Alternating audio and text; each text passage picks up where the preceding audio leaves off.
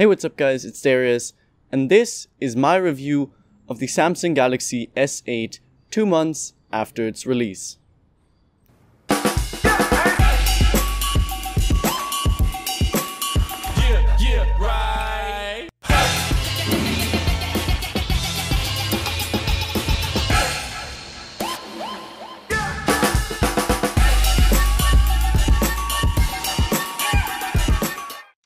In many ways, Galaxy S8 is just a refinement of Galaxy S7, sort of like an S7s.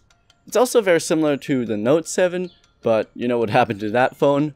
But don't worry, Galaxy S8 obviously doesn't explode, or so far, luckily it hasn't. It does get quite warm under load, but Samsung has greatly improved testing and also reduced the battery capacity, but more on that later. Anyways, we've already established that the S8 is very similar to the S7, but that's not really a bad thing because I really like the S7. The build is very similar with more or less the same gorgeous, waterproof design, which is still as slippery and attracted to fingerprints. There's a heart rate monitor, expandable storage, and of course a headphone jack. The software is very similar, as is the camera, and the battery is the same. I like Samsung's if it ain't broke don't fix it approach, but the S7 wasn't perfect, and its worst feature, the speaker, sadly still hasn't been fixed. It's bottom facing, and while it does get quite loud, it just doesn't sound that good. It sounds a little better than the S7's, but not good. I wish they did something like Apple did on the iPhone 7, where they used the earpiece as a second speaker. Enough about what's similar, what's new then? The obvious difference is the new Infinity display. With smartphone screens getting bigger and bigger, so are the phones themselves, so the idea here is to stretch the screen and to greatly reduce the size of the bezels in order to fit in a larger screen in a smaller body. First of all, it looks amazing. Very futuristic, and in black it looks so seamless. However, sadly, like the predecessors, it quickly looks gross because of all the smudges it attracts. The display itself looks amazing, but to be honest not that much different than the S7's. It's now HDR certified, but there's not really any content for it, and the bezels are also slightly less pronounced now. Apart from the looks, what good is a longer, stretched out display? I'm glad you asked. Well, we mostly do two things on our phones nowadays. We either watch videos or we scroll through stuff, either through social media or web pages or whatever. For scrolling, a longer screen makes a lot of sense and it's great because you can fit more on it. When watching videos, however, that extra vertical space is sort of wasted because most videos are filmed in 16:9, but the screen isn't, which means you get the black bars on the sides. I don't really mind it, and you can crop in if you want to. Overall, it's just the best display on any smartphone out there. Coming back to the build, the curved back and the more narrow chassis make the phone lie very comfortably in the hand. I can mostly use it with one hand, but I still can't reach the top. A gesture like swiping down to pull down the notification tray would have been a great way to solve this problem. Due to the tiny bezels, the buttons have been replaced by on-screen versions. I don't really mind it, the home button even simulates a real click, and you can finally switch the back and the recent apps buttons on a Samsung. This also means there was no more room for the fingerprint scanner on the front, so they moved it to the back, but not to the middle where you might think. They moved it next to the camera. Now originally I really did not like this placement. I thought this would break the fingerprint scanner and wouldn't be able to use it, but after having used it for a while, I must say you do get used to it and it's not that bad. I can however imagine that it must be very hard to reach on the S8 Plus. The scanner itself is quite fast, but not super accurate. It's better than the S7's, but it's not one of the best. Oh, and you can also swipe down on it to pull down the notification tray. Now Samsung added two other ways of unlocking the phone, the new iris scanner, which they already had on the Note 7, and face unlock. Both work quite well. The iris scanner is more secure, but also slower. The big caveat with those methods is they work poorly in the dark, and you have to hold your phone the right way. Usually that's not a problem, but when you're doing something else, or you're in public, it can be inconvenient or even weird to hold your phone in front of your face and wait for it to unlock. During my testing time, I usually switched between the two while still using the fingerprint scanner. Generally, I prefer the iris scanner because it's more secure. Face unlock can be tricked with a photo, and because it tells you how to hold the phone. Face Unlock just tells you it didn't recognize it. Long story short, there are a bunch of different ways of unlocking the phone, but none of them are ideal. I wish Samsung had managed to implement the fingerprint scanner under the screen. Maybe we'll see that on the next version. Moving on to durability, the S7 was quite drop resistant, but very prone to scratching, and the same goes for the S8.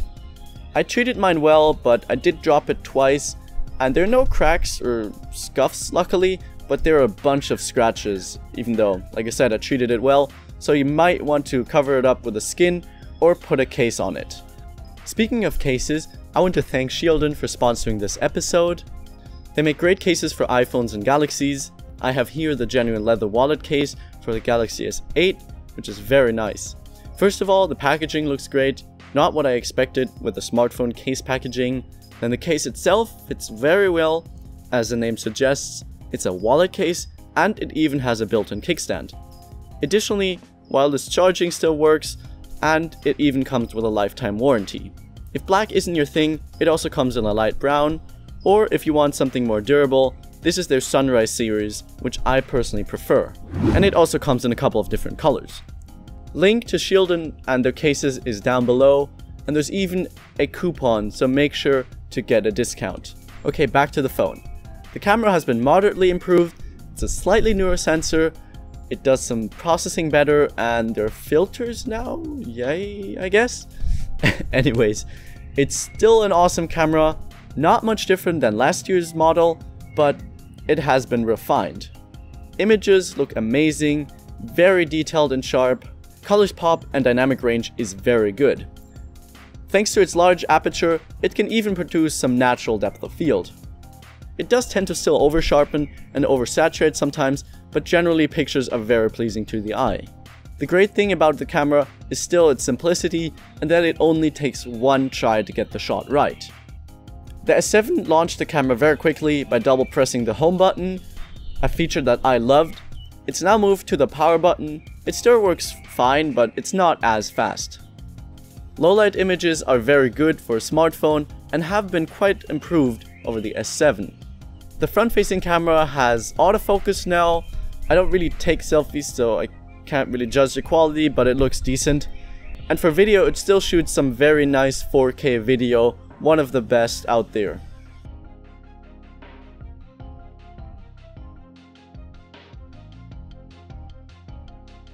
Performance was very good over the past 2 months, a little better than on the S7, which is to be expected with its newer and better specs. We'll have to see how it performs in a couple of months or even years, but for now it's been super fluid. As I mentioned earlier, it does get quite warm under load or on max brightness. For the record, I have the Exynos version. The software is also mostly the same as on the S7, however it did get a new paint job. I really like how it looks, and it has some neat features like the always on display, multitasking features, you swipe up or down to get to the app launcher, some notifications have been redesigned, and they look pretty cool. Of course, there are also still the Edge features. They're nice to have, but I don't really use them. It also has the Google Assistant, and speaking of that, Samsung thought it wasn't good enough. Let's make our own virtual assistant called Bixby, and let's also give it its own dedicated button because we really want people to use it. This is so annoying. The phone is very symmetrical, so when I take it out of my pocket, it feels the same from both sides, so I constantly launched Bixby on accident when taking it out of my pocket or when I tried to lower the volume. I really don't mind Samsung trying to push things further by creating their own software, but forcing it onto their consumers like that, I really don't like that. I'd much prefer it if we could remap that button. Enough with the rant, let's actually have a look at Bixby. You can either get to it via the button or by swiping right on the home screen. Sadly, it's still slow like Flipboard and it just takes that extra second. So far, it's sort of like Google Now, where it gives you cards of informations. There's also Bixby Vision, which can detect items or places, and it can be quite useful. I couldn't test Bixby Voice because it's just not available yet. I will reserve my judgment about Bixby for when it's fully available, but for now, it's just not that useful. The cards are not that useful, and Vision sometimes doesn't work that well, and yeah, Voice is not available yet. The good thing is that you can disable Bixby, however there is still that annoying button. Moving on to battery, you remember the Note 7 fiasco. So as a result, Samsung has kept more conservative battery sizes on the S8. It's still the same capacity as the S7 with 3000 mAh, and the Plus model is even 100 mAh down from the Edge, or the S7 Edge. The S7 had decent battery life, and the S7 Edge even had pretty good battery life, so no issues there. However, the screens are much bigger now, so the battery takes a hit. And Samsung knows that, because out of the box, the S8 ships in 1080p. You can adjust the resolution in the settings, and I used it on max resolution. Thanks to the less power-hungry CPU, battery life is decent. It lasts about a day, and that's it. I haven't tested the Plus, but it supposedly lasts longer. The good thing is, it still charges very quickly, now via Type-C, and there's also wireless charging. Overall, the battery life isn't bad, but at the end of the day, or especially when I went out, I did have to charge it quite often again. All said, Galaxy S8 is an amazing phone, the best one out there in my opinion. Originally, I was quite disappointed with it because it's so similar to the S7 Edge, but after having used it for a while now, I have to say I was wrong. It's just Samsung perfecting their phone. It's not a perfect phone, but it's the closest thing we have to it. If you have enough money, then I could really recommend it. However, if you don't want to spend that much and don't really care for the new features like the iris scanner or that infinity display, then make sure to pick up the S7 Edge instead. My 1 year later review of that is also linked below. Thank you guys for watching. Comment down below if you have any feedback. Make sure to smash the like button and make sure to subscribe. See you in the next one. Bye.